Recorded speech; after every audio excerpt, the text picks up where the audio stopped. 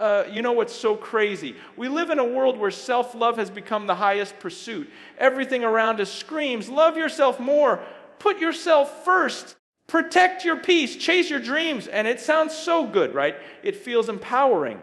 But let's be honest, has this obsession with self actually made us more fulfilled? Has it given us the joy we long for? Or are we in reality more anxious, more insecure, and more exhausted than ever before? Think about it. We spend hours curating the perfect version of ourselves online, angles, filters, captions, trying to project worth, hoping for likes and comments that tell us we matter. But deep down, we still feel empty.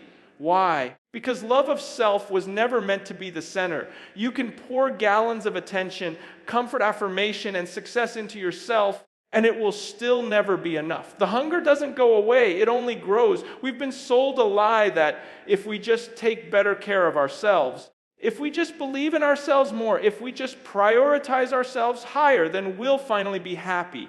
But here's the truth. There's not enough self-love in the world to satisfy a human soul. We were not created to revolve around ourselves. Our hearts were designed to revolve around something far greater. When the center of our lives is us, everything collapses inward. It's like trying to build a universe with a black hole in the middle. It just consumes and consumes and consumes. And that's the crazy love of self. It pretends to be the answer while it slowly drains you dry. It tells you that you're enough, but then whispers, do more, be more, achieve more, post more. And so you're never at peace, never at rest. Have you noticed that? You chase this illusion of wholeness, but it's like chasing the wind. The more you run after it, the further it slips away. Now imagine this. What if instead of feeding the crazy love of self, you actually let go of yourself? Oh, what if you stopped obsessing over your image, your reputation, your security, your future, and surrendered it? I know that sounds insane in today's culture. But isn't it more insane to keep living in this cycle of self-worship that never delivers? Isn't it crazy to keep pouring into a cup that has a hole at the bottom?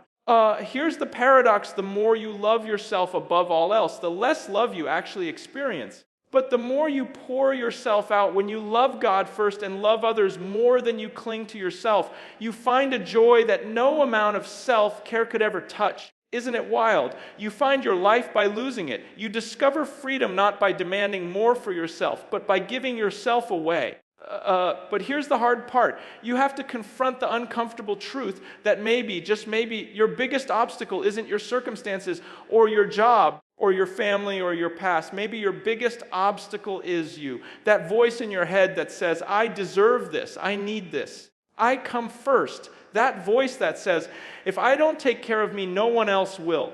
That voice that turns everything, your relationships, your ambitions, your struggles, into a mirror reflecting back on you. Listen, you weren't made to be the star of your own little show. You weren't created for the applause of people. You weren't designed to hoard comfort and convenience. You were made to live a life so big, so generous, so surrendered that it actually feels impossible unless something beyond you is carrying you. And when you live that way, something crazy happens. You stop worrying about whether you're enough because the pressure's no longer on you. You're free. I get it. Letting go of self sounds terrifying. But think about this. Isn't it even scarier to waste your life trying to love yourself more, only to find at the end that you never actually lived? Isn't it scarier to look back and realize your whole world was as small as your own desires, your own goals, your own comfort? That's not a life. That's a prison. So here's the challenge. Stop bowing to the crazy love of self. Stop feeding the monster that can never be full. Stop believing that the universe revolves around your happiness. You were made for so much more. You were made to live a life that looks crazy to the world, but in the deepest part of your soul, it's the only thing that actually makes sense. We've been told over and over again that the answer to all of our problems is to love ourselves more. If you're insecure, the world says it's because you don't value yourself enough. If you're tired, it says you need more me time.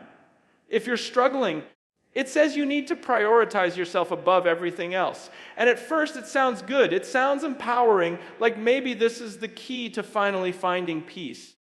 But if we're really honest, has it worked? Think about your own life. Has putting yourself at the center ever given you the deep fulfillment you've been chasing? Or has it only left you more restless, more self-conscious, more burdened? The love of self is deceptive because it pretends to be the cure while it's actually the sickness. It's like trying to put out a fire by throwing gasoline on it.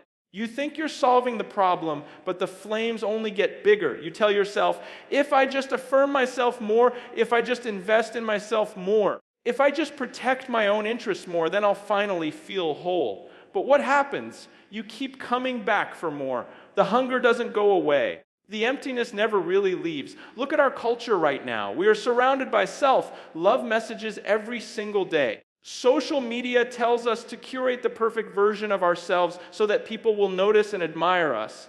Advertisements promise that the right clothes, the right body, the right success will finally make us confident. Self-help books and podcasts tell us the secret to life is simply believing in ourselves more. And yet, why is it that anxiety, depression, loneliness, and dissatisfaction are all skyrocketing? If self-love is the answer, then shouldn't we be the healthiest, happiest generation in history? But instead, the more we worship self, the more broken we become. It's because self is a bottomless pit. You can never pour in enough love, affirmation, or achievement to fill it. The moment you get what you think will complete you, a promotion, a relationship, more followers, more recognition, you enjoy it for a while, but then the craving comes back even stronger. It's like drinking salt water when you're thirsty. It promises refreshment, but only makes you thirstier, and deep down, you know it. That's why even when people cheer you on, even when you get the validation you wanted, there's still that nagging voice that says, it's not enough. I need more. Because when you put yourself at the center, there will never be enough. It's not designed to work that way. You weren't created to be the sun in your own solar system. When you try to make yourself the source of your own fulfillment, everything else just collapses. The love of self is also exhausting. You are constantly managing your image, protecting your comfort, defending your reputation, making sure people see you the right way. It's like carrying a weight on your back every moment of every day. You can never let your guard down. You can never stop performing, because if people don't notice you, if they don't affirm you, if they don't treat you the way you think you deserve, you crumble. And what's crazy is the more you feed this self-love, the more fragile you actually become. Instead of being free, you're enslaved to what everyone else thinks. Instead of being strong, you're dependent on constant validation. And the scariest part, it blinds you to everything outside of you. When you're so busy loving yourself, you stop seeing the people around you who need love. You stop caring about the bigger picture because everything is filtered through the question, how does this affect me? You miss opportunities to live for something greater because you're so consumed with making sure your own needs are met. The love of self shrinks your world down to the size of you. And that's not life, that's a prison. The crazy thing is that the love of self feels so natural. It feels like the most obvious way to live. Of course I should look out for me. Of course I should make sure I'm happy. But if you follow that logic to its end, where does it lead? It leads to emptiness. It leads to isolation. It leads to a life that may look successful on the outside, but is starving on the inside. It promises freedom, but it leaves you chained to yourself. That's the danger of the love of self. It's a trap dressed up as truth. It whispers, you'll be okay if you just focus on you, but it never delivers. And the longer you believe it, the deeper the trap gets. It's not just a distraction. It's not just a bad habit. It's a false savior. And as long as you keep bowing to it, you'll never experience the life you were actually created for. We live in a culture that tells us the answer to emptiness is to keep pouring more into ourselves. If you feel insecure, pour in affirmation. If you feel tired, pour in rest. If you feel overlooked, pour in attention. If you feel purposeless, pour in achievement. And for a moment, it seems to help. You get that compliment and feel lifted. You reach that goal and feel proud. You buy that thing and feel satisfied. But it never lasts.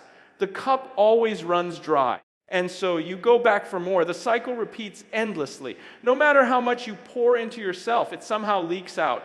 And the more you try to fill it, the more frustrated you become because it feels like you're chasing something you can never catch.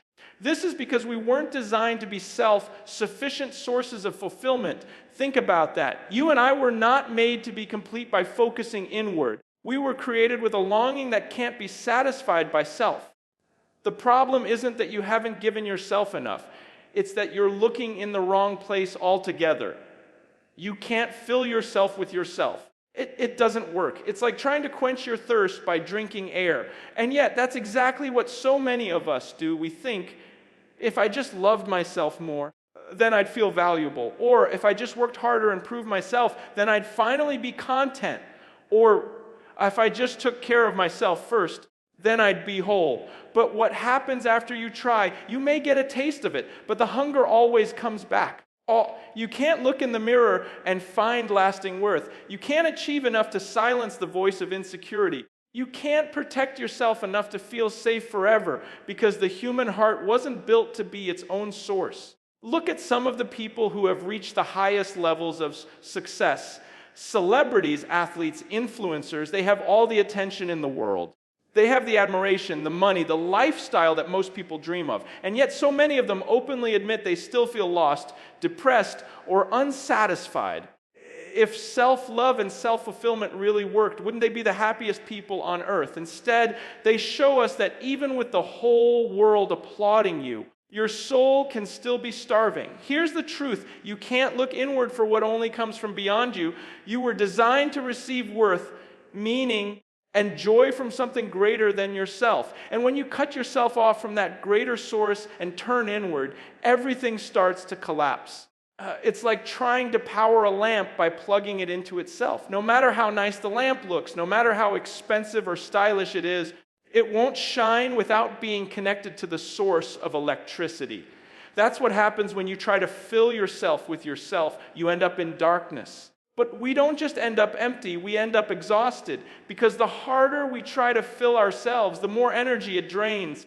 You post something online hoping for affirmation, but then you keep refreshing, waiting for more likes. You achieve something big, but then you have to do something bigger next time because the applause fades. You tell yourself to love yourself more, but then you compare yourself to others and feel like you're still not enough. It's a treadmill that never stops, and the longer you run, the more weary you become. And maybe that's why so many people feel burned out, even when they've achieved what they thought would make them happy.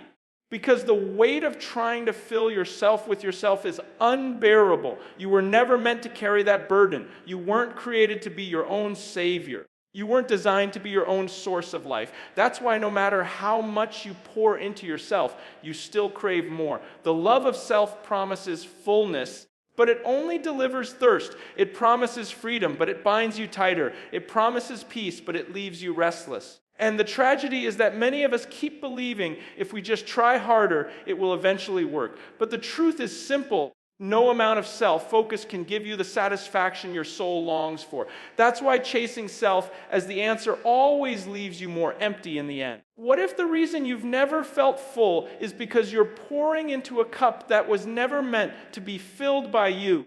What if the reason your efforts to love yourself more never seem to work is because the design itself is flawed? The human soul doesn't thrive when it turns inward. It thrives when it looks outward and upward. Until we stop trying to feed ourselves with ourselves, we'll keep experiencing that same cycle of hunger, that same cycle of emptiness, no matter how hard we try. We spend so much of our lives gripping tightly to ourselves, our comfort, our image, our security, our plans. We think that if we hold on tighter, we'll finally feel safe. If we keep control, then maybe we'll be at peace. But the harder we cling, the more anxious we become. Have you noticed that? The more you try to keep your life exactly the way you want it, the more fear creeps in. What if something changes? What if someone threatens what I've built? What if I lose it? It's this constant uneasiness because deep down, you know you can't control everything. You know how fragile it all really is. And here's the paradox. The joy you're looking for doesn't come from holding on, but from letting go. True freedom isn't found by making yourself the highest priority. It's found when you stop living for yourself altogether. That's the irony. Everything in this world tells you that joy comes from taking care of you first, but the reality is that joy comes when you stop obsessing over you and pour yourself out for God and for others. Think about the times in your life when you felt the most alive. Were they the moments you were most focused on yourself? Or were they the moments you forgot yourself because you were caught up in something bigger? Maybe it was serving someone who could never repay you. Maybe it was losing track of time in genuine worship. Maybe it was giving generously even when it cost you something. Those are the moments that stick with you because something deep in you knows that's what you were made for. When you pour yourself out in love, something unexpected happens. Instead of feeling drained, you feel filled. Instead of feeling like you've lost something, you feel like you've gained something more valuable than anything you let go of. And it doesn't make sense at first. How could giving yourself away leave you more whole? How could surrendering control make you feel more secure? How could forgetting about yourself actually make you feel more alive? But that's the mystery of it. It's in losing your life that you actually find it. But this isn't easy because everything in us resists it. We want to believe we can find joy by serving ourselves. We want to believe the key is to take care of number one. But when you live that way, your world shrinks. Everything becomes about how situations affect you, how people treat you, whether you're getting what you think you deserve. That kind of life keeps you small, constantly evaluating whether your needs are being met. It's suffocating. You're trapped in this tiny circle called me. Surrender breaks that circle. It opens your life up to something so much larger. When you stop centering everything on yourself and instead choose to center your life on God and love for others, suddenly the weight lifts. You no longer have to obsess about how to protect your own interests. You no longer have to live on edge, making sure you never get overlooked. You no longer have to scramble for worth because you already know you have it. You're free to stop asking, "What about me?" and start asking, "What does love require of me right now?" And in that shift, your soul breathes again. The crazy thing is, we think surrender will make us miserable. We think, if I stop living for me, then I lose everything. But the reality is, you gain far more than you lose. You gain a peace that self-focus could never give you. You gain a sense of worth that doesn't disappear when circumstances change. You gain a joy that no achievement or applause could ever produce. It's not that your life gets easier. It's that your life finally feels full. And yes, surrender feels risky. It feels like stepping into the unknown. It feels like dying to everything you've been told will make you happy. But isn't it even riskier to keep living a life that's not working? Isn't it scarier to cling to yourself and end up empty rather than to let go and discover the life you were created for? At some point, you have to ask, what do I really have to lose? Because holding on to yourself hasn't brought you the joy you're searching for. Maybe it's time to try something different. There is a joy on the other side of surrender that can't be explained, only experienced. It's not the joy of having everything go your way. It's not the joy of finally getting all the attention and comfort you crave. It's the joy of living a life that actually matters, a life that's bigger than you. A life where you're free from the endless weight of self because you've chosen to pour yourself out for something greater.